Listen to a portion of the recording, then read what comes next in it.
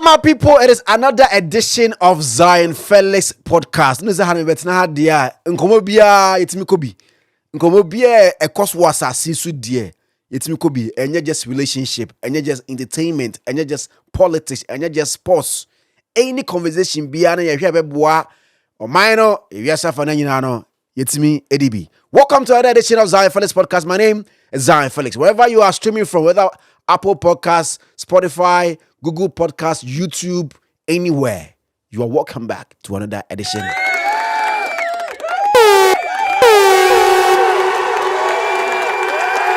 Yeah, so and the conversation, different. I have microphobia. Don't know much about spiritual things, and I can't religion. But I call there or say nipa da sin nyango pa born dear. Use wadwene.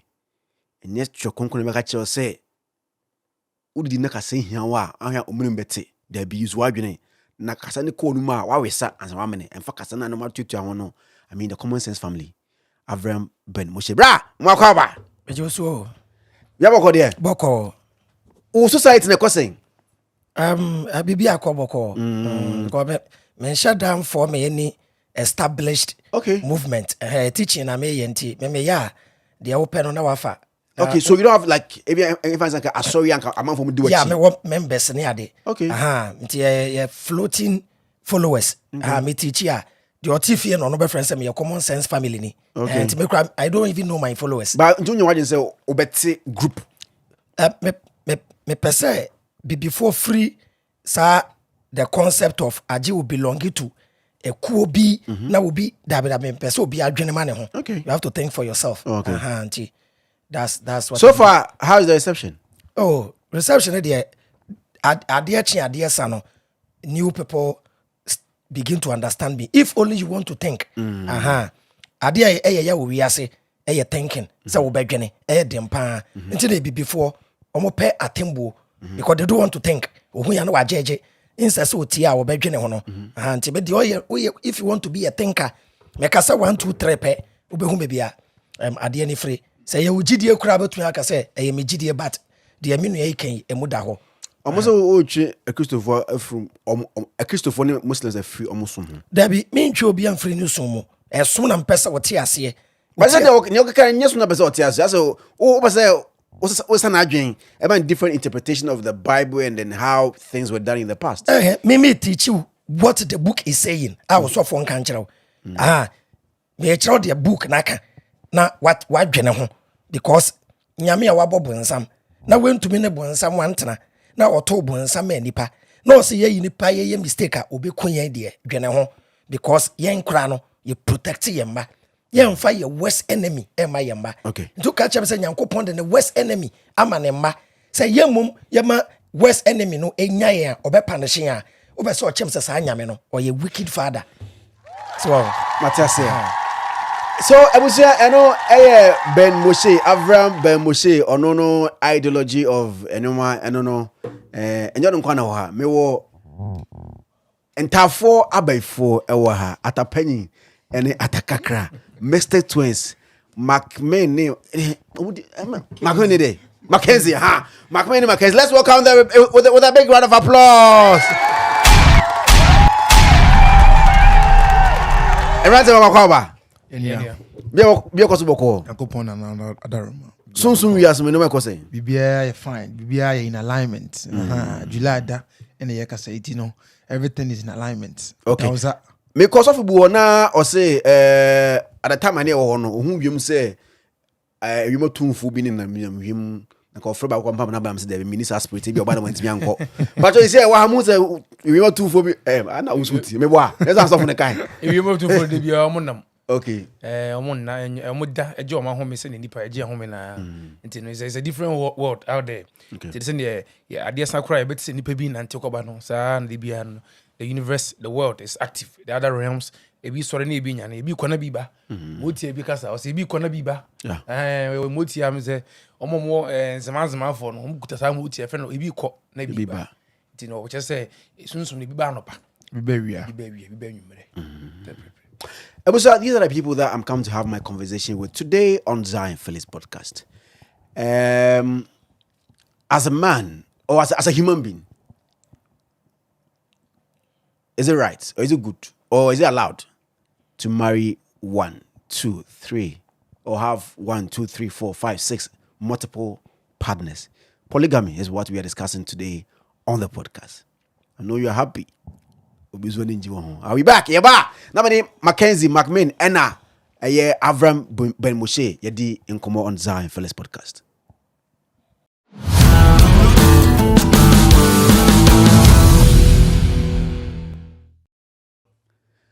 What up, my people? I am back to Zion Fellas podcast. Me say yebedi polygamy en Komo. First of all, let me just take the meaning of polygamy from Ben Moshe, how he understands it. Raveni, how do you understand polygamy? Polygamy simply means awale dodo. Okay. Say bema and oba so ka ho. Okay. So oba so to marry dodo. Society omo accept it. Wow. Society omo accept say oba etumi eware dodo. Nti. No be anything. Say be oba ba ko na so aware. Mema miensa. Nti onyima hwan dia no. Nti wo hwe the natural law okay bema mum because bema na ewo oba anwo. Bema na ewo ba. Nti before I go deep into polygamy no, I will say you understand the the male, the female. Okay. Say you kasa bema your features are different from oba. Your kasa are different. Ya adwen said ya adwen are different si oba said the hu ade a different si oba. Ya kasa ye na ye nipa but oba ne bema ye the same. So said the bema adwen said the oba adwen. So said the oba hu ade even oba said you solve problem. Women always focus on the problem. Men focus on the solution.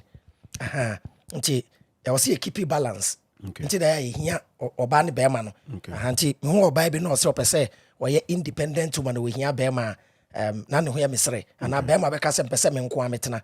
Sometimes we keep the balance. E obebia e ma wo mo strength wo a eboa bema ene obi ya bema so e won strength. Nti sa na universe ni create no. Nim so mu asem no you will as above so below. You have to keep the balance. Nti we steady ya na nanom no mu gu nsa twedi ampon kwame we na de a kire asase ya oba ne bema kwame ne ya se wo hu nti oba osuma hudo mu a wo hwe nkremofo kro mo bɔ mpa ya wo di kan pagya wo nsa kosoro anse wa kɔ edne mo ma no e de abɔfom nti sa na tie you keep the balance. Nti okomu deeper de nti a me say ye bema mum no. Number 1, over Bible na nkasa the reason why Bible ni ntia wale dodo. Bible ntia. Nti ye ba in Christianity ye were the perfect will and the permissive will. Okay. Perfect will anka one man one wife. Okay. Na we keep the perfect balance. Open year. Na we to keep balance no. But awale dodo no allowed e kwan e da ho. In Christianity, there is no Bible verse say wale one. Any Bible mu. Unya obi opema one verse say wale ba ko me common sense family megu no. Na me say me ka say obi be comment 1 Corinthians chapter 7 verse 1 to 5. Ya ka chen so kan verses no. So wo ahanti me ba ho. Okay. Wo ba Genesis Nyankopon bo ba ne be ma. Eno say monwo na monno na monya asase suma. The reason why ya polygamy good no for procreation. Okay. Oye nipa kra na wonyan emmoa, wonyan enwan ene mponche. Na wo pese omowo na omo ase edo a. Obeto emema ne sen. Beto aponche mema ebia baako. Na wato emma miensa. Na bema baako no. Afa emma no. Sa ti das ye be we ebedo. The concept ya ma broni be ka kire bibini say yan ware baako no. Eye na ompese ya asebedo. Ti yetwa polygamy mu no. Ena ama yasi ntumi ndo we no sande family planning ebe pay so esande contraceptives ebe pay so said ebe ya wuntumi nwododo na mum ukowo ni kuro mu di abofra no hia no nto hwe they are afraid of numbers sana abrofo na tie mo ase do itiro muntumi China no because they have the numbers ɛna ɔmutumi ɛkɔ ɔmo anim nti yɛba Bible mu a nchi oba ya mamre mu a ya mamre mu na yɛ nchi ɛna society ɛkrahye a ɛma na ɛsɔfa mo ɛde ntia bɛɛma ne ho kyerɛ na ɔno nya dɔko no bi obedi ɔba onyem no ne ho bɛkyerɛ no ye dwane gya mmaa na enkodaa ne nti sɛbe ɔba ba kɔbɔ brabɔne ɛde ahwɛ enkodaa no nti some time ago in Arab one of the Arab countries no ɔmo tu for say esikafo no enwale mmaa ne dodoɔ sɛ de be reduce two bra two because sɛ mmaa ne dɔɔso no yɛ anware ɔmo a nti polygamy is allowed in a society where there are more women than men. Ɛna baako nso yɛ enie sɛ bɛɛma me bɛɛma me ne mmaa 5 ɛda metumi anye mu nyinaa metumi anye mmaa 5 nyinaa ɛna bɛɛma me ne wɔ baa bi ada me release me sperm na me kusua akɔ baa ne me ne wɔ baa bi ada within 1 month sɛ me ne mmaa 20 da metumi ama obi akusua ne bi Oba the whole month or tukosua ba akope. Nti by nature man is polygamous. By nature sana yete. Nti bema ene ewo. Nti ema ya de dansi a na ya de oba ba akohyem. Na ya de emema 4 egu ne ho. Na ya loke 9 months. Na ya de edan ba akosia. Na me Avram nko ya de ma 4 nice one to say if you dragon type. Sharp. Wow. Ene Hajia Bintu type ba. Aye. Ene if you odo ba ako. Aye. Me selection na ye nya the Nelson ba ako ka ho. So it was say emu be de pa. Emu de. Na omu fidi yan. Yemi anu ni omu fidi yan. For 9 months. 9 months bedru na ombe bie epono no. Na emafo ni nyina ekuta nkoda. Oba ba ako na ye de memafo begu ne ho no. Enduru 6 months na obo mumbia mi o. Mumbia mi o ntumi. Wa hunti by nature sa na tie. But ebi adwene say o wale dodo a na wenya ema oni omo da there be another idea ni.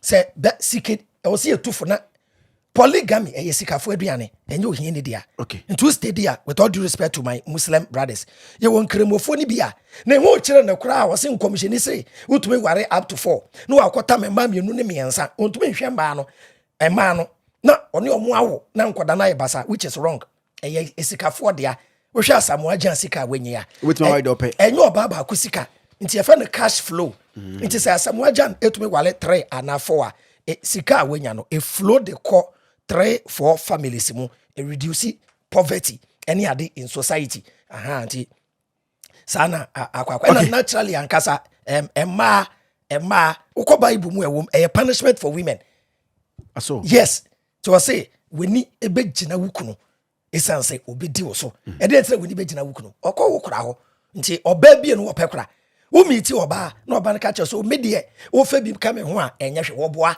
or a strategy oba kasa akire wa e 2 things e da ho be kire opo be jawa ware oba mu say wunye ska na akofo bi ka me ho e na emma eye eda ahokire be wiase e kom beba the last person to die will be a woman emba omo survival instinct nti eda oba be fa fo no be fro se bra kwa bena fitiana pa min didi se 50 Ghana wo boa aka ne 1000 e wo mumu ne so no yi 50 e be ka 950 nti no e no pe 50 no 50 no so anya wonko awo wa fra mema be 10 omo ye smart because they always want to survive oko emwemu a we wana konan wo kakraka no be ma no nyem ne pe na oba na me ne be ma no for survival yes nti ye nanam to e brema ye bebre de ama ti be ma bia wamba so beji weni ye ba se bebre nti baby a woba enya ne bre pa eye awo we are no that okona ne bre wo nti oba ekọ ware sikeni a wabeto skim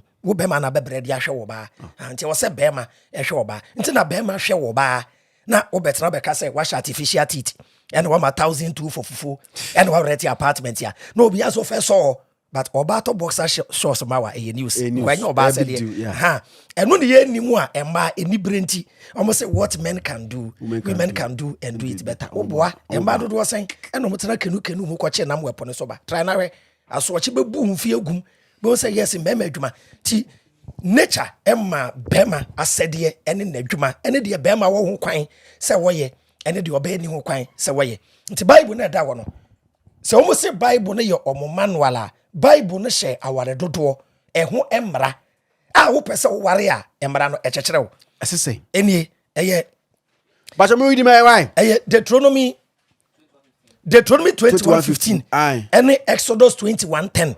Okay. Me pa cha wo ye bema wontumi nkofa wo ye bema wontumi nkofa second wife na nkofa second wife a afa na abeka kire first wife ne say adwoa me pa cha na me ma 100 Ghana a day Me te so akọ na 70. wo kura aba no me ma 70 no That be. ni nyina ye law eni pa cha kan ye Deuteronomy 21:15. Okay. Okay. Also say bema ti brofo ne suppose meaning it can happen. People like say the be tempted kind brofo no mom na na omo follow brofo ne we nyina na ye simple dia mom. Enti when we say suppose by nature say e permissive e kwan da ho. Okay. It can happen. And instances ya ma kwan for polygamy. E bema ohwe na ontumi nhye no ho so wo ba ba ko se obe fe kire akofefe ma ama edi enimguase abenti no onware bi nka na yere ho so woni sika eno ye number 1. Number 2 eye waware yere na o first wife no onwo a e wo se e ma ho kwan na o wale foforo ye njai de ho no nkofa foforo. And you common sense or in the Bible? Eye both common sense and the Bible. Okay. Ade ba Bible mu da ho bi mu da ho. Common sense kire se nipa bia e se uja edin uja wase ma wale oba na enwo e den na wo se me ye e wo se me pe foforo ka ho eno na tu Abraham ene Sarah no Abraham kra de nye Abraham no ka se me ware foforo eye Sarah na ka se Abraham me enwo Hagar no nam ho a na nentu kama obetu onam Hagar so who study ni features and not say Haji Abintu kama Abraham ka se What time are you been to? oh na sa no ho fe And what time no? men time no ho na fe Ba unya na. oh Debbie now crowd nya umpe ade asema na aka hwe oh nti kama wana Sarah e ka kire Abraham say Abraham menwo Hagar na nam we nti pa cho fa no na wara ne kame ho na onwo mai nti tetini na na wo ho ene e bia na wo yere aba ba yare fa ne se wo yere enya stroke on to me nya hwe na oda ho a ye njai no wo yare enim ye ware foforo no beba ni mpo e no ba be hwe wo yere na oyare no na enkoda wo ho a na wa ba be 60 nti e yade emu da ho people like kind Deuteronomy 21:15 suppose one kasa it is a son suppose a man has 2 wives And they both bear him sons. na omumienu nyina eye ejapade na di problem wo ba no na wo yire mumienu no omu nyina wo emma edema wo But the first son is not the child of his favorite wife. bia wo first wife no wo first wife na wo babema and na second wife na babewo most at times a second wife no ye foforo nti na attention ya kware so kakra because bia no a young girl na no fo etuatua ho we first wife no so de what than the bulldozer ebu no for na to egu wa wo be for nti wo shembra to aso When the man decide how he is going to, okay, suppose a man has 2 wives suppose say obema bi ewo yire mu mienu and they both bear him sons. na omumienu nyina ewo emma edema emma mema de ma no But the first son is not the child of his favorite wife. na o first wife no and wo first born but ope second wife na sem nti ope say o shift ya de no koma second wife na bucket one na When the man decide how he is going to divide his property wo be che we japade a among his children, ama wo mana it's not to show partiality to the son of his favorite wife. menya partial na enkofa wo yire ketwa ne ba no ye ketwa no emfa ne be ye penyini da bi to aso By giving him the share that belongs to the firstborn son, what you say to aso he is to give a double share of his possessions to his first son. nti first son na oya wo first wife yere no fa na ba kan dibia no ema no we che se o ware bi no a di no kure afi Exodus chapter 21 verse 10 ena kire ya wo niam miensa bi e Kristo fo kure anim wo ye Kristo ni ukunu warew niam miensa wanya utumi ja ware utumi ja ware wa ma waduane endi wa ma clothing and shelter na wa ma empamwe nije said ye wo pa utumi ko eni kan Exodus 21:10. Exodus 21:10 If a man takes a second wife, if a man takes a second wife he must continue to give his first wife and was say wo koso emma wo first wife no the same amount of food the same amount of food and clothing and the same right that she had before. ne right no what that dance a second wife eba no enkote so fa the right emma no If he does not fulfill these duties to her, so one yes ani ma miensa we ama no a he must set her free oyi wa ma ne nko When say you were verses way unto a Pentecost, unto a Methodist, unto a Anglican. One back catch say we a trim. Old Testament, yeah. Old Testament in a trim. But umbo budget tight here. No more too old. And why young quine or backwaje. Into say I want to do work more tight a trim. Okay. And now Avram Ben Moshe and also Nidia he started for us. Now or say on the polygamy is a culture for him. On my conditions. With my yes and you be and you be a polygamy. Uniska kopa betran. And that before let me start from McMain. Yes. Yeah. Avram Akasa. Polygamy. Would you say it is a yes or a no for you? Okay. Yeah, me bra. Moshe kan ni nyina no isi na kwan so pepepepe. Na yele yesunsumfo. Polygamy. It is not God's original plan. Polygamy is a man-made decision. Enye sunsum ene the creator oba ade no. Enye Christo nyame no abosomfo nyankopon Islam no. A man-made decision nipa ena ye nipa yenye perfect ntino na your desires yenti min control na sabi de bia ye pem we seek more is in our nature enye bone nipa atenka na we mu na de bia ye pem more than that no enye bone enitina ema aware dodo eba na ye frɛ bi say quality over quantity. Yeah, as mystic, yeah, sunsumfo. Sunsum semunti no. First, memka se be first and kasa no. Na nko mo mware minu ana miensa no. Na nye de regular man. Na ye sebe ohene. Konfo. Farmer. Neskafo no kra na meka. People that possess spiritual power. Because say also me braka sim you say Bible no baby was say obedi oba de men de be ani be gina ukunu se de men de be na ukunu be di uso. Obedi ni so sunsum. So ukunu be di uso ntino ni pantimi ndi no yonku nipa so unless you have some sort of divine power within you. Ena odo ni hwe we yiri say ya de bi oye no embo a obejai. Ena aware dodo there's reasons into many power dodo. Me as a mystical person is a no. Why? Because of say bibi wo me mu a eye soronko bi a me de monka ba bia ma ware ni po a me ja to no so de ade papa I impart some sort of divinum into any woman that I initiate sexual contact, emotional connection, ayonkofa mpo me fa ayonkofa, you will benefit from me. Enye physical, some spiritual kind of energy, aura, protection, favor bi, enwosere bi, yeto nsa bom didi a, me na matari mpo oh ja, oye me fo baje bibi. There's a transfer of energy bia eba ho. In the say ofa ema 2 3 na no mutena.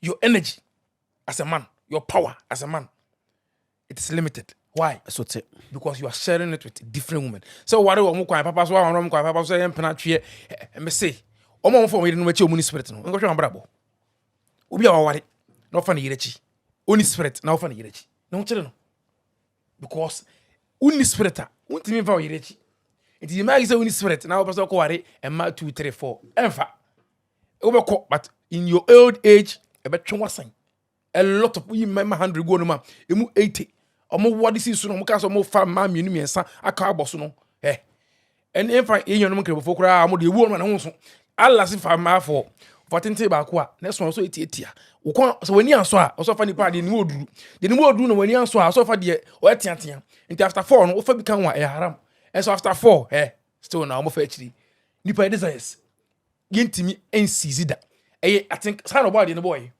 enti no polygamy de enka yakopon ni hye wa abra wiase se no bo ni person enka ye ho yanka se tinka and before so be polygamy no also who say wiase na wo no you are married obi are married and about for a purpose enye sabi one purpose obi no obi tena for sex ke se panyi bi akofa me as a young man if I take mature woman I'm not seeking to have for her to bear me children.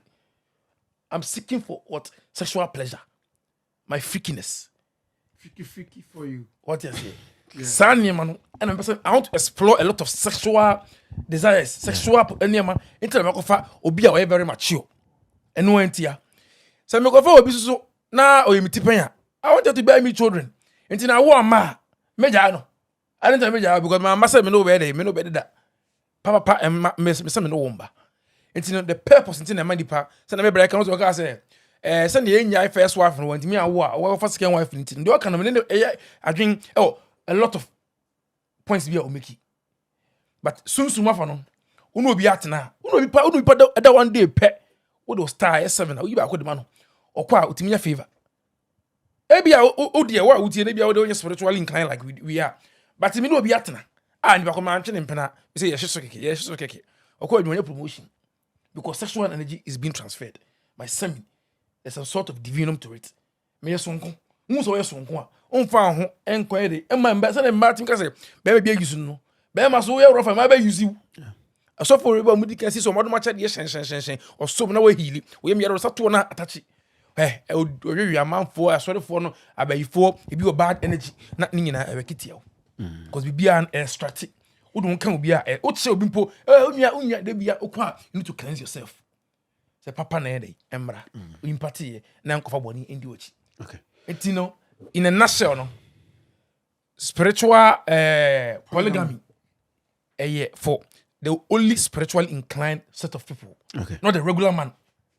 And now, more than one and also more than two. No. They possess the kind of person who possesses spiritual power. No. They are you're born to say, oh no, say man, no, favor, luck, star, no, fan, born, could baby. Okay, now we can say, when you scapa then, or family be na afio bafum. But yes. we know some rich people, not just in this country, I mean all over the world. Most know you need some already 2, 3, 4 women. Still now. Most of them actually have not married them officially. Okay. You can only have one true queen to a kingdom. Of course. Most of these men, the big men now, we move, you know. The rest of them, no. Concubines. Or bet who about only fee. They will say phone so then or buano or shen who is it. But on what only soon because most of these people are very spiritually inclined, not spiritually fortified. And to this idea, yeah, I bet you near man, I bet you near man. Only a quarabia wa, Bema, we own one about quarter to a quarter in Piso. I could answer Papa, or send the favor, ni ye yo, the D near man, or Dibisumo, none of Papa, and Anna Mammy, then some idea, from. Let's get me back, let me sunny, or discover. And then crown my woman on this cat out almost what the gems they go what I so. A spiritual idea in the area, and your physical, be beyond the physical. Scary away, my must move, Jones, Anna, must I go so James. As Sacramento, Macamoni in Navy. Sacramento about this kind of area. As how to force a talk when this car, or you know, as I could have you wouldn't finish as we use the because or buy never paid you imagine. Or buy the opportunities me favor being case opportunities be when you know. I could already we favor, we divine. Okay. So that is McKenzie. McMahon. Polygamy. Unya bema say onu di anko unya yanka Davi. Emma young go into that. Emma bianco enko into that. Unani hadri and so you go the lane of Avram. Okay. Me na McKenzie on name. Okay, yeah. Now polygamy, I'll take it from the common sense side and then the spiritual side. Bibia no any functioning human being. E also ujina bunkum say ujina nifa. Sana bia obra bol bit my from. You can polygamy, our dodo, our mienu plus whatever it is, any person want to define it. Etrese, Bema, uchung time. Opa my oba every month. Come December, you must have a new set. You go for left and right, or the musho win lifestyle. Musho no, polygamy. No, musho win abrabo. When it comes to women. Let us say, oh my 100 women. My by the end of the year, we still want more women. It's in our nature. It's in our pong, in your semono. Or see, we'll be on the queen. I mean, you can one true queen. Nanga, you have a paco jointry, son of far rockland. And Uncle Far man boss whom you know, son. Who can go with me about Mr. Music Man? Can stress you could go through. No, can you two expose? Oh, Codentry's second wife, expose him, not taking care of the case. Carbetin semi because say, okay, say no, this is my queen. I pick you rockland. Tell them never know, when I'm never bra. Into when not inspiration, I'm a rockland soon to my time, the music man that he is. Sana, young men is soon muntie. Polygamy is not. So Tigana cried a much the polygamy the moon castle. We share them in your kind. Bema be an offer about them. Then I'll pay for everyone who you can do. No Uber. Let it be known clear. So, color me for no Uber. Wo, me person me no. I just me person. What's it? The you may ain't in him. sometimes the way on the panel to Vanuko ye, unto Vanuko fashion. Aye, you were near and then 2 hours you come as a phone. You have many you my way, Muyomona, Cassa. Into a born with me, and then I saw Kukum. But a bassy, I can say, wife. Now I'm fairly say, green skin be at was a, will be for about on chara. I'm telling you, problem is because you were mad, you don't go bedroom. Yeah. You were mad, you know, shut them, a young baby, sweetheart, honey. And your baby girls, and your walk or beer or cassette. When I am a Jerry, when a massa, your friend in a president go far from the dinner because baby brother, or no, friend, over train or honey in the crowd time and and you know, polygamy in itself, it's a hoax. It doesn't any idea exist. A year, what dream they say, oh, what a 10. Me say Islam. You see, Momo, 10 bako, Tia, Obolo, Tia still, Obesa, President Tusun, Una de Antusun, Messa, President Nofusun. What is it? You want and want and want and want. It's like money. It's an insatiable want. Yama $1 million. Ne, I just want it December. It's cannot be to be a Sana Matia. Yama 100. Solomon, it's 1,000. This got it. It's so unbelievable. Say, Bema Bako. Now, Bema crowd, I don't know. What was 6 rounds?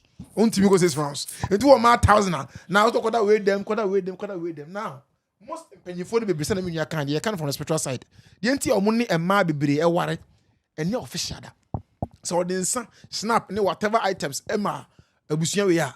Second wife, no one is how I can tell you for a fact.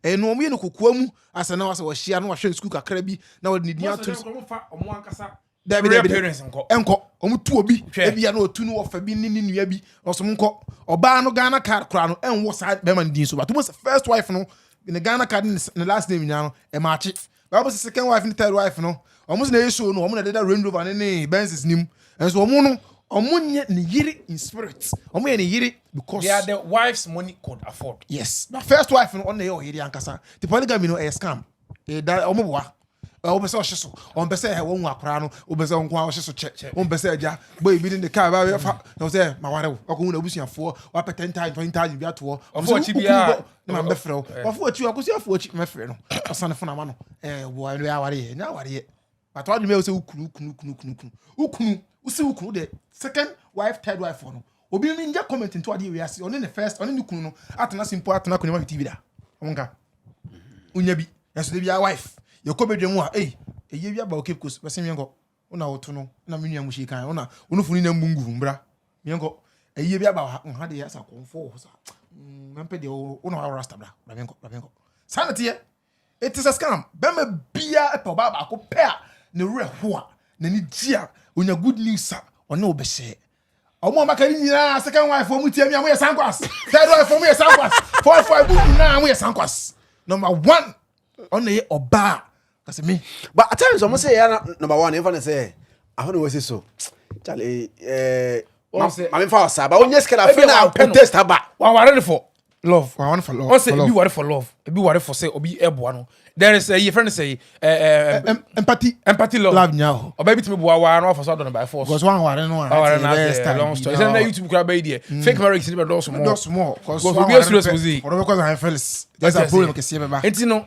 the purpose of the do obi no it will go a long way. Odo ni ade e kan amachi de kan no. Odo and go long way. Odo obi pa oni ye fun odo be wo ba kora oti no. See what tran ho. Oni maduane no a. Oti no ho. Empem agro ye. Some women are very naive in bed. Ignorant. Still better now because your odo and ade di kan. Ona wore ho a. Wo be so ni titu no so na wo bon komo. We are be ko again no wo ma o ta won ta fo bi ama. Akwa fiki. I know a lot of people. Said the kan we have a lot of clientele group that ebi no we no te. O ma wo asia ye na sore de bia ko hwe nkura no ko bo edit ko man nkura no.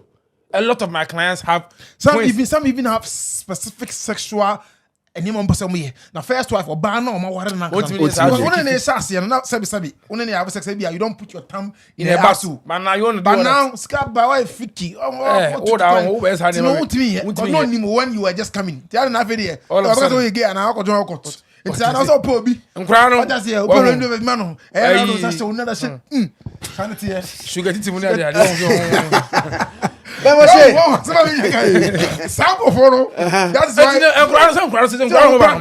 obi ono mo no penity pen o pedi obere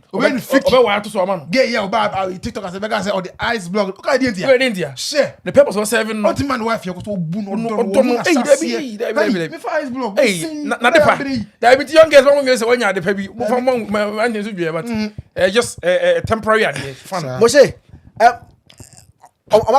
are there advantages to polygamous marriage? Enye advantage, but say ye kasa na ye teach publica. Okay. Yenye very careful how we send the message across. Okay. Ema yemfa bema owo yere na wasan tiesi dwom na ope sexual pleasure wukrom enfem be fole obi oye polygamist wawari mienu ne miensa. Okay. Eba ne spirituality a said ye hunhum bi chi preko no hunhum bi oho also preko no woje your spirit bi oho ochi oba webu ne nsa spirit bi pe oba ope menses. Okay. Inti e bia baby omo spirituality obi nkondem obi hu se konfo ana spiritual bi aka so obi buada te me kwate sa ajagraja e ka sunsumu asem onu ni mu a ye na ke bo ne dia en ka zan be ka say ye yi free me nkondem no. Okay. As above, so below. Yeah. Said ye honam fem obi pe oba tenten obi pe tietia obi pe blue obi sana spirit nso to obi ane de ope nti e bia bebia omunim de ye wo no ene chi polygamy. Okay. Ye wo akonfo a omo powerful pa ebi wo yire mienu miensa mamen momonti ade bi ase Mincha no. Mami wie. Bisa area bia tete no. Omo munyi che ye pa. Omo no mo ye polygamist. Aware ba ko ba na be ma wu ntem. Aware one. Oba explaining the concept of love say oba ba ko pe ne be no. There be. Mami bisa mo question ba ko bi na mento aso. Okay. Does every woman deserve a husband? I was so baby in your kuna. Mackenzie McMillan. I was so baby in your kuna. I was so baby in your kuna. Dabi. and baby be so worry and na sa polygamy na first ntete no ekoso and then be ma we sa mbuku afọ japade Henti na me say explain it say the idea of polygamy today for sexual desires. Or copy when young gay be no person capture it. No, I copy Range Rover be no a pen crofobia. What them era? And tell us a this era. That be the concept and how this era is misapplying it. I desire for more. A nature na demaye. We desire for more. Oh, atadia pa atadia foforo. Oh, unya be wo foforo. Unya still you want one more. It's the desire for more is not evil, but the intention for more makes it evil. and it's na yem pese be kato say obia ye eligible to go because matrasi je wonim die bi e nipa kakrebe de onsa be ka bi kire say enye bibia ntina wey akwese empnatwe kwada no religion ebe ka say eye boni because o many people secret about certain things are omo abuse no me start no me kire say ye what the perfect will one man one woman open here on se me di kan inti enye say ye encourage say wunye ska kopre na kope oba even the duty of women tete no and asasa idea na e ma de kwa aware ase no eni gonne and the obabi be ware a opesikeni no wa de wa mo akoye court aware 6 months or pre divorce no inti say ye kiremu a ye nkiremu old tete meremu no adwene be tete ne kura no na enya wo da ko twu so oba a wo pew ye de ne brew ahemfo de kwa no wo hene a ye wo panfo akopɛ egu efie bi a emu ye etresi spirit wo fie ho tumi wo fie ho hwɛ bebre fi sɛ wo ware oba ɛna mo ye ho namba ako there be 1 Corinthians chapter 6 verse 16 anameboa hwade ye nuan mo ka asɛm bi which is very true. Empemu agro a ritual. Sex a ritual. Enya agro. Aye should be a pan, you should be there be o. Say hit and run. Chad the girl fire. She there be kind of 1 Corinthians 6. 1 Corinthians chapter 6 verse 16. Osi anase munnim say. Dear Ashawani, Jordan Ashawani Kodano. Only where no one exchange of spirit. Does say oba ne be transfer bi spirit the amount. E dia bregu to me ati mu ase anase wo transfer bi the amount. Pastor make emu da inti je explain na ni pantia say sex kura enya de ye agro. E na enya nu nti de kware. Dabi yen ware say me po ba na me na da dabi.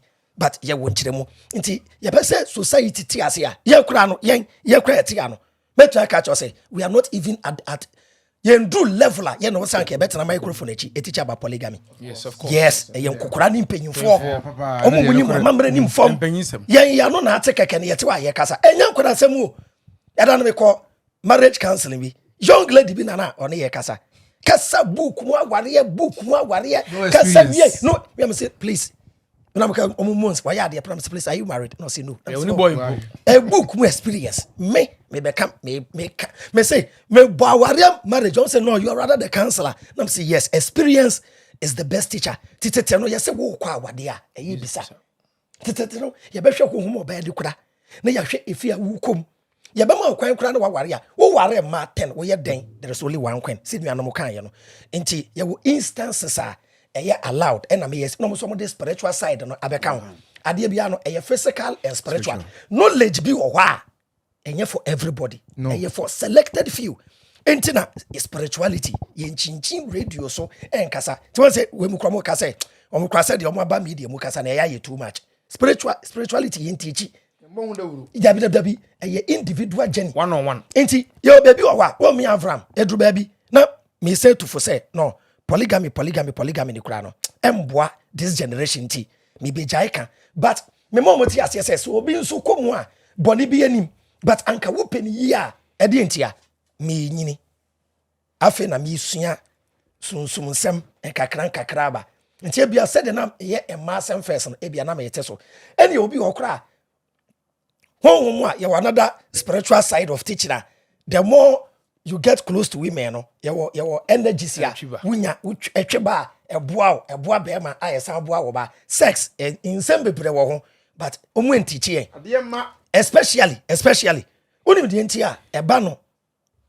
empemu agro ene saade na emma most at times emma osa owo ehunim de chen be ma onim de enti a said de oba keeping ho said de oba representing ho wompem said de oba treat be ma eye maame no our mothers echi emma omumba ba no echirom hohoro mu sei dwale sei na be ma pew ya papa no man frɛ an kyerɛ sɛ de di obada o papa kyerɛw hey ebecho hey kyerɛw da want to hit ahaye nti emma no ombesre yen asre yen sansa aje odo okobo bad boys te sɛ Zion Felix mo ne Kofi Adomamu so now experience kakra wow it's boys no ko get to na and e bi no ko fa tra mo nyina because yen training no so wow ahanti me obi a me ne obi hia na ye nya adwenkora me condemn ne dia no because they will be esua no unsua ye ahanti me ti new information bi a me ko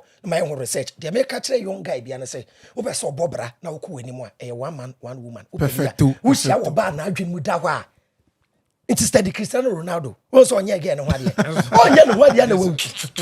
Sika wa pack eguwe. Osuro. Wo de why say Georgina say wa get no ho te say bofo di ne chi no.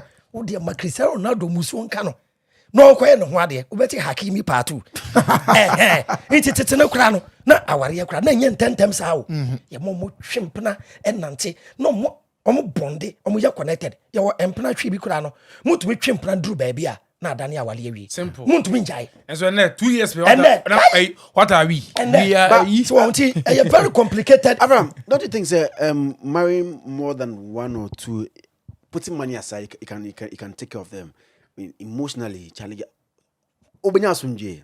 I mean sexually because obakwa sabi na obakwa koko fire akwa fire e chasa back sadia I don't know tell me say enye obi adia Bible na da wo no ukomu a eyomo ye high for the wallet door kings high what the highest level den say bo Bible mu say na odifo bi yire mienu apart from Isaiah did not know too. The second wife in the war, Mahashala Hashbash. Aha. Den so said, "You know, yes, We know Bible. Mahashala. Mashallah. On I can say, Fanny Emmanuel, young Fanny Emmanuel. I didn't say that. Also, asma Avram can do crew. Also, Sabi, Kofoya, I am my Yoko Bombay to Kumasi. Papa, ya police. On say, and your Biana, not dream on do that level, mentally, control stress. Stress one about handling women is not an easy job. Handling women, stress now. Understanding even one woman, full university. Superpower. Full university. Into a matter 2 3. And easy. And you'll be a bit. A rich man, say, and even rich say, or what's it cow? Ubetumi awusika na esika for no kra yedi almost yedi omo yere fa ho na mini sikadi bia oda hotel because ne yere form you no omo gifira bo so refia we de kai ko ka kese wontimi pressure society asasa nimdie asasa how we accept even our culture asasa ya wade bi wo ho me share de betena happen be ka sa Avram akoje eduro enso na ye nanan mo dresen sa tetete ya sa akotade ya doso ne bakadi kese we pa da me say obi ho se de ne pe obeka sa Avram eduro da nsa so we egugu mpoa no so wanti we human beings ankasa we evolve ade entiase ni ye evolve ade me bi o ha ye je unsa ware ye kretwem slowly I make us we say why am worry from a name copy the next 5 years and your official mini Avram ka so bi ade awiase ensuan wie da esunsum sem obi bia obedwe say we master we suawie knowledge ankasa minimum akonfo a de na emra na ye ne nam aye tutu bayi busum tutu zuguzaga watermelon nya de no more basis ne me see omo chance de no aduane kra ye sese badada ni bi se mani nya we abrofo ma abrochefo mo se dwuma we se de nshiraba enti abrochefo mo ware omo nyina agya ho enti no se me hwe omo a na me hwe ya me se da bi enye age na me nua kan enye age enye sika no enye level no knowledge comes to everyone very late. What do you talk about one after you've had about 10 kids? What do you talk about after you've had your first house? Hey, me for baby, me ni mo bi am see or Porsche or Ferrari. Young man, and so I worry no. And so baby mama, e ka tell you tia. The baby mama no nya obi a 7 periods TikTok, Facebook, Instagram wo yende. Simple game bi and otiwo. And o de ka ba kwa man say ontwi. Ofiri na wo kwa so a na kwa ebu akwa. And say oh this so ba kwa ban kran. And so obi a worry asekawa. And so the TikTok here no. What was it you are no? Guess what TikTok 2020 you are animonyam ewo mu ne se ne fe no e chance obi aware yes say ewiase na esesa na knowledge so de tina me say on the spiritual side e ka say obi aware ba ko mienu mensa na me nu ka say wo se first na nanom no empanyimfo no de entia ne say wo da mu hwe question wi muti o konfo ben na wo kan na kromu a ne bo so me ba ko pe konfo bi ani ho because say me say me ye atian frama konfo na mapia na me ya atian frama adwuma e wo se me say akopɛ ade fufu bi kan ho cause bi obi ba na ne ye nkata asem obi ane de enti no spirit me de oya ade wo konfo bi anu a ne bo so me ba akopɛ san so na nanom no papa fo no e fe say the empanyimfo no o mo ntima ware ba akopɛ cause chiwode ne doso ba me young man say ware ba akopɛ oba no the period a me pempa me so obetima no de na ma me ontimi ye me hwe sa ade ye akwabna se ma TikTok ka say obenu apentu akum o the period o boy so dey draw me cause obenya me see oba on the period obenu am word nothing will happen cause period na kasa no and na de boni there's nothing wrong with oba if you know how to channel the power oba on the period na oba no or make contact with the moon na period na e ba na tse be ma ho ba no say me ho ba na me pewa me pe first to go baby say na oba so period no say opewo Zion wasam Zion me pewa say me be na period this month fa kora bi si wo fancy ogum period na ba I'll be in my cramps one no go through 7 days no oba channel sa pain nya de ama o de je obre or de dua bi obi bo enti sa period nya de boni oba becoming more powerful during her menses by attack some we enti o ware 10 and ye oba bia so bebu ni sa so ware me ro 10 ye enti the period na wo dwane free period nice thing embrace it me period up on the phone so e be am say you watch you are late me check it cut me no me me say oba pe wasem a e no ka cho se obu ne nsa What you say? me say ebinum ti ona oba bu ne nsa otene konwa so otene konwa so entra so eni anke na me ni oba so ne konwa ya na mo akobi antem ne konwa so a because Zion we konwa so oba we bu ne nsa tena so a ye nim vote a me ye no vote to la nti me say nti ya wade bi okwa eye spiritual me fa say spiritual masters leaders no eni to me control kakra no ya fre busum bi legba menesi form na busum no ono oba bu ni sa onfa ho oba mu ni sa onfa ho akonfo bebrebe e obi a mo da balance show one side because of say e bia na oba bu ono ma otimi enready ne map ne ne wan hwan ni di e busu ono sa dey no be chinchina na dey me tu so gusari enti no o sa legba na show one side why they did that because they knew that moment no a force under spiritual sex magic sex magic e di nkoma enkora berebeti they will start using it against people but sex magic is there sex magic inti and most people e wadi beberebe no not because of their period but because of say the power that each woman was channeling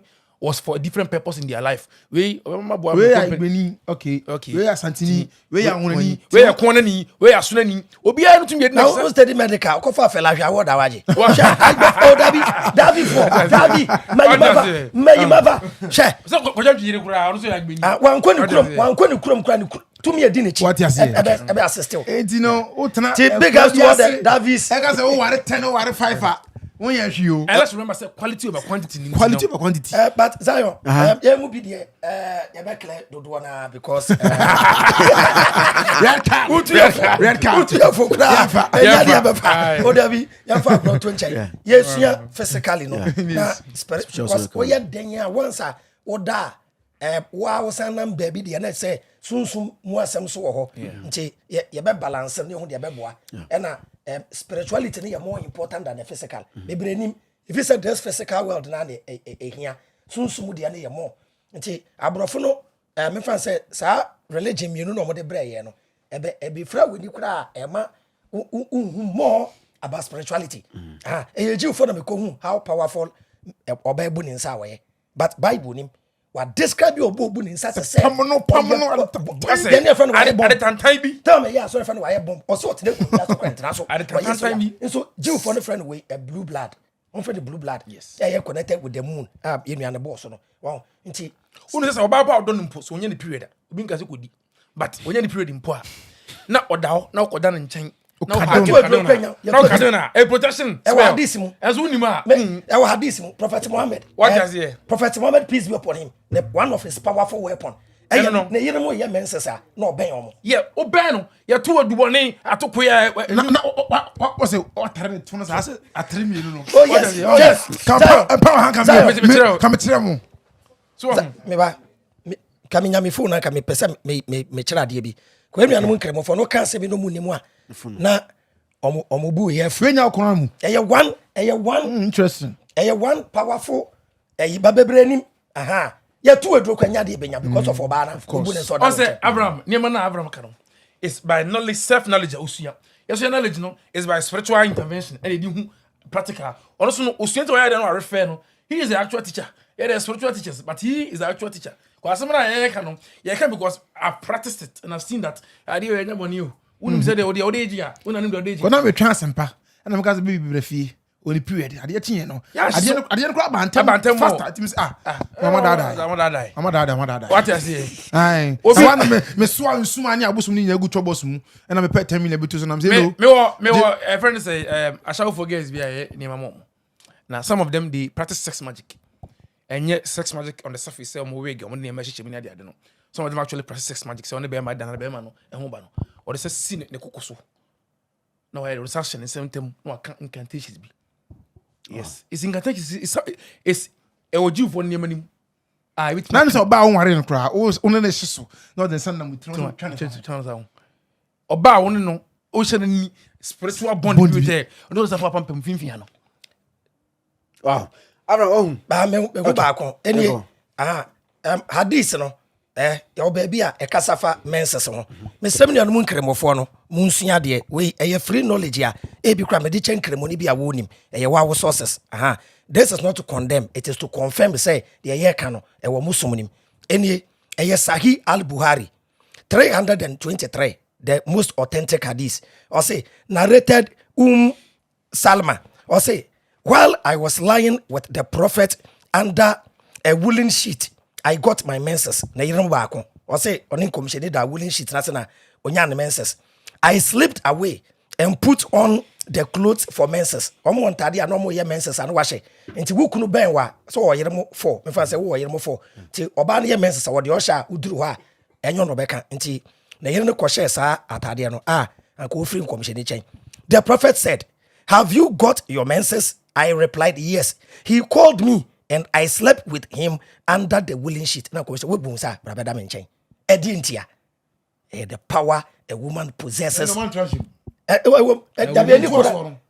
it? The entire dance, Oh, they said no. The above no, the above ni. Wow. Nti bakun suni. Sunna Abi Dawud. 265. Ibn Abbas said, if one of her intercourse in the beginning of the menses, okay, then okay, that be no way. Hanti, bebre. Unso bakun onon de wi a. Wo be ma so danasi. Unso da wasi. It's exchange of feminine and masculine power. Unu se be ma the same Sahih al-Bukhari. Sahih al-Bukhari 297 narrated Aisha, ne beloved wife. Aisha ne ka we. Or say the prophet used to learn on my lap and recite Quran while I was in my menses. What? No ka se power power. Na I enter.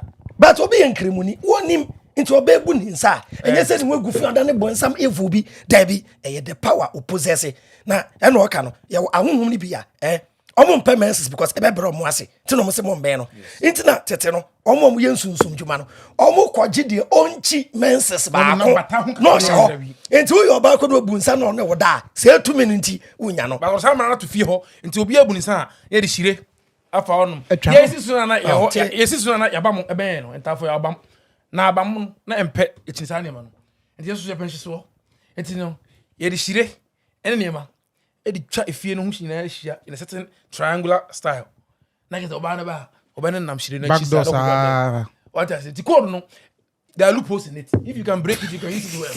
Break it code. Now when you emaro do a mama sheswa abra mo period naka last day. Omo kada. Oba feel pa.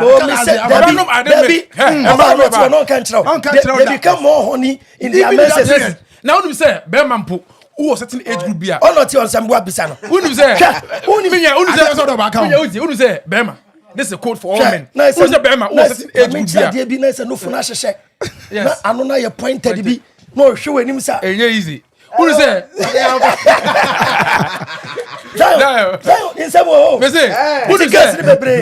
Say, baby, I'm honey. And man is oba to obuki to who is there? Oba ba no catch say me ba to mo kesi me wa. Oba no share.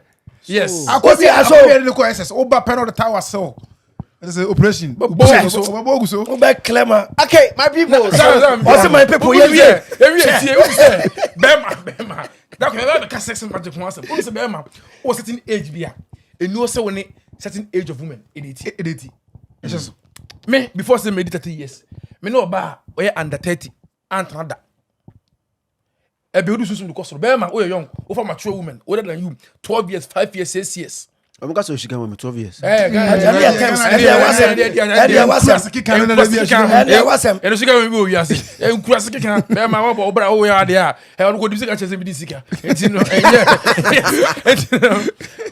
And my favor, Ususun, Bemas Unyini, or certain age be getting to 40. You should date younger women. A balance. Now 24. No, I can give you so. Yes, 20. There's no sense in it. Munyamba kofom. Bema opo sunsum we your umpeja date older women, mature women, cougars, women who are 10 years plus, 7 years plus, MILF, and our pug. Boy, we touch up on our times. Anna, older man who 40, 50, 60. who date younger women. Adia been to mo, she got to mo, San Cran. And I almost say no, I'm saying no you mono. I'm in favor. Also pen crom innocent. I'm a favor. Eddie, oh, you call them as well yet social media. Dear Bimini, and my soon divine favor be about him.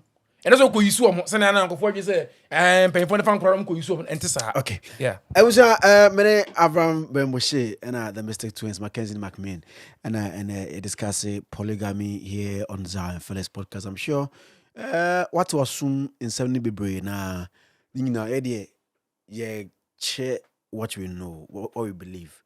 The rest is on you, whether you do it or not. Say Avram my church says, polygamy no nye for anybody. And Mystic Twins watch says spiritually is also no. Charlie, you have to be very careful when it comes to all these things. My name is Zion Fellas. Avram, final words na influence in social media. Yo. The best and say most of times teaching be say koswa, be comment session na obi bisa question, onko ye research no aba be di atem keke. No low minds, knowledge. Akwa obi sua na we so fortunate no obi ono akwa na research e de che wo free say ya na wadase sa sunsum same way bra me bra pansa me hu 1 or 2 keys na nye easy because me ni spiritual grandmaster bia obetichiw ya na yakọ fifi mu na kakra yenim no ye kire ye nka say ye 100% knowledge that be even the ya kan now we stand to be corrected. Ya be hwe comment section no wa be jan nimdie bia e bro de ye kan ne so a ya be fa yesremo sa na yesua de ana yesre nuanom Christopher ne nkremofo enye bufo ne di sua de sebe wo hwe san krofo mi no na omo de omo ho kwan ya nte me de men sing na be we ye no me din de Avram bin Moshe me leader of Common Sense family.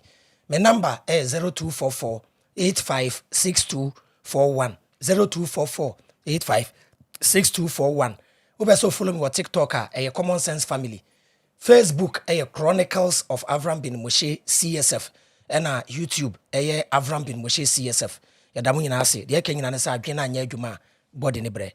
Okay. Mystic. Yo kakra am say kasa de bia tin e be sikwan so akwakoye nchirechira ese. Yesra asase ane asra honhom. Papa ne fi nyina say kasa tie omo fa nchen. Cause kasa adwuma de sometimes you may go astray, you may say as may provoke you be, and then Avram kind no, bet me provoke Christian, bet me provoke Islam ni, bet me provoke busum ni conphobia. They say wa come out so, you know, you can't asram say mo fanche. Yes, because at the end of the day, ye na say bet treat someone who na me akwan. But in Srobia, the can ye nim to the best of our knowledge ni can. To na so papa bia ware me ensan and 9 na second wife ni wo animonyam wo anigye third no be correct here under the comment section politely ni ehun sampa dey can yen ka say we know it all because nimdie ensuan wie da sunsum sam ensuan wie da tika cry be kan ya da Zion Felix so ase say oton sa frɛ na etima be kyerɛ adwen of polygamy in our era any atre it is obi was 60 plus obetima be kyerɛ na adwen era any akan I don't say okay me so me conclude with the menu kan say sunsum sam adisua ensuan wie da nyansa nkasa so no nipa yehu enwie da na aware exploring sex exploring ye explore bibia wiase sana bia yan judge bibi eluki upon something say ade we dey boni ana say papa aware do ana aware baako ana aware whatever that may be okwa explore ye consult ne wu kra ne de wo beboa wo consult ne bo afa se nkwara akoye o mamba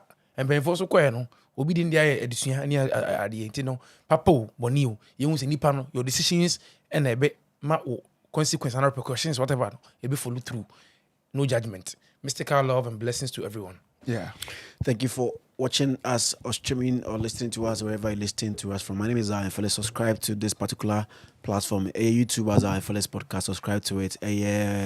Google, Apple Podcast, Spotify, any other streaming platform. Yeah, it is still Zion Fellas podcast. Avram Ben Moshe, the leader of CSF, Common Sense Family, and Mystic Twins at Tapenyi ni atakakra.